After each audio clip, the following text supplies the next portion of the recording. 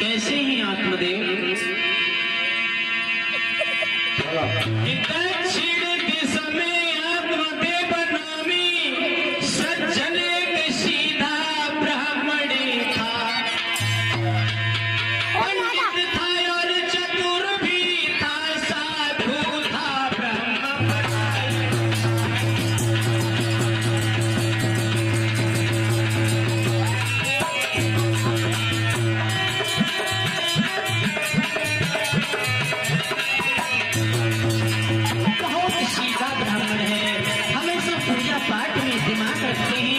सुबह से शाम तक भगवान का गुणानुवाद करते हैं पंडित आत्मदेव, लेकिन उनकी पत्नी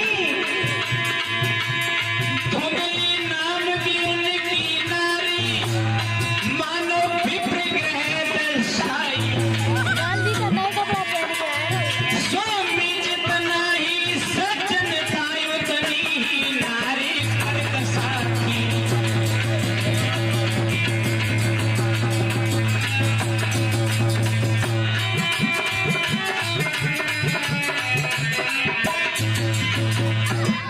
जितनी सज्जन ब्राह्मण हैं आत्मदेव, उनकी पत्नी उतनी क्रूर स्वभाव की है, उल्टे विचार की है। पंडित आत्मदेव सुबह से शाम तक भजन पूजा करते हैं, यज्ञ करते हैं, कथाएं पाठ करते हैं, और जब घर में आते हैं तो धुंधली बहुत उनका सम्मान करती है, और जब वो निकल जाते हैं घर से तो घर में लड़ाई दंगा फसाद उल्टे सीधे सबसे लड़ाई झगड़ा उसका कर्म बन गया। कुछ स्त्रियों का स्वभाव होता है, माफ करें, कि दिखने में तो बहुत लक्ष्मी लगेंगी, पति महाराज रहे उनको डर रहे, तो जो पति महाराज घर से निकले और उनने घर में लड़ाई चालू करी। कोई नहीं लड़ रहा हो तो जबरदस्ती का उसे कहो कृष्ण बात के पीछे लड़ाई चालू कर दे, माई का उन्हें कंडा होते या जो कर दो वो कर दो। कुछ स्त्रियों के स्वभाव होते हैं। तो पंडित आत्मदेव बहुत ही सुंदर स्वभाव के हैं, बहुत अच्छे विचार के ब्राह्मण हैं, लेकिन उनकी जो पत्नी थी उतनी ही क्रूर स्वभाव की थी।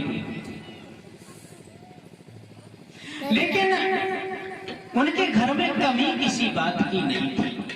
आत्मदेव का बड़ा ही सुंदर घर द्वार धन दौलत भरपूर था, सब कुछ था, लेकिन कमी किसी बात की नहीं थी।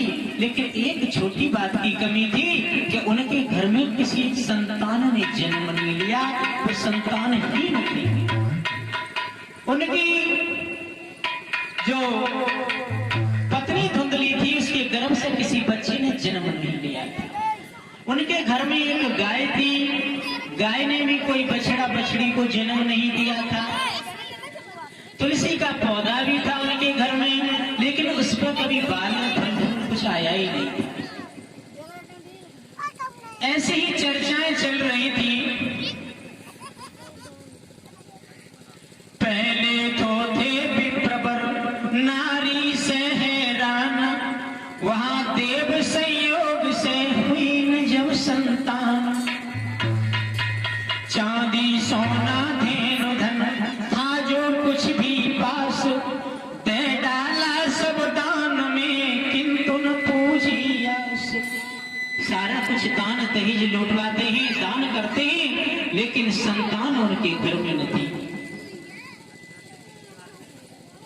जब संतान घर में नहीं हुई तो उन्होंने एक दिन ये नियम कर लिया कि इसे तो हमें मर जाना चाहिए, हमें अब घर में नहीं रहना चाहिए।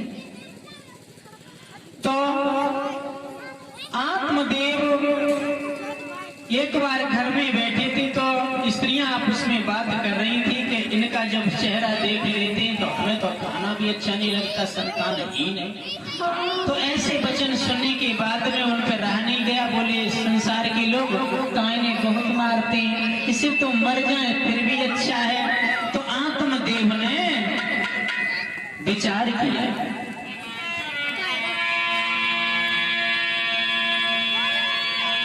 कि संतान ने अब हो सकती है, जब विप्र ने ये जान लिया, तब मरने का निश्चय करके घर द्वार छोड़ प्रस्थान किया।